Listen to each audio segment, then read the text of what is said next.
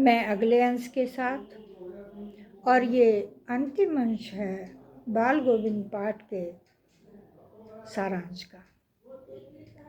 बच्चों, हमें प्रत्येक पाठ कुछ ना कुछ सीख दे कर के जाता है, समाज को एक अच्छी दिशा दे कर के जाता है, जिससे कि हमें अपने जीवन जीने के लिए बहुत सारे अमूल्य वचन मिल जाते हैं। बाल गोविंद भगत का वचन अटल रहा। उन्होंने अपनी पुत्र वधू को भेज दिया। रोज 30-40 कोस गंगा जी पैदल जाते, खंजड़ी बजाते हुए वहाँ से आते और फिर अपने नित्य कर्म के बाद अपने कार्य में लग जाते। बुढ़ापा आ ही गया था। लोग उन्हें बार बार कहते कि आराम किया करो, परंतु वो ऐसी ही मृत्यु चाहते थे।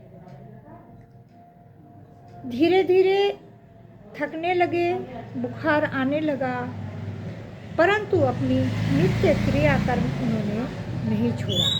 लगातार वो 30-40 कोस गंगा नहाने जाते, वहाँ से आते, यही उनकी प्रतिदिन की दिनचर्या थी।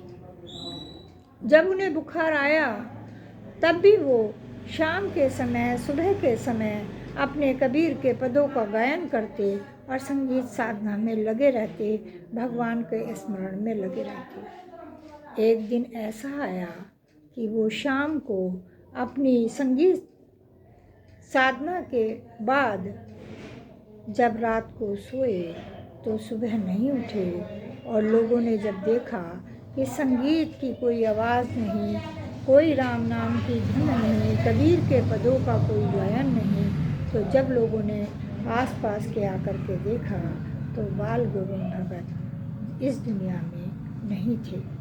बाल गोविंद भगत का जो ये अध्याय है, ये हमें, हमारे समाज को बहुत सारी बातों की सीख देता है कि हमें आध्यात्मिक होना चाहिए और हमें रूढ़िवादी भी नहीं होना चाहिए।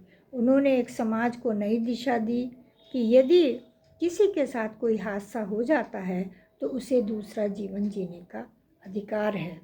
और समाज में जो कुरीतियाँ हैं कि किसी की चीज़ लेना, छूना, संतोष न होना, वो हमें सब इस पाठ में मिलता है कि हमें कभी किसी की चीज़ बिना छुए, बिना निवेदन करे नहीं लेनी चाहिए।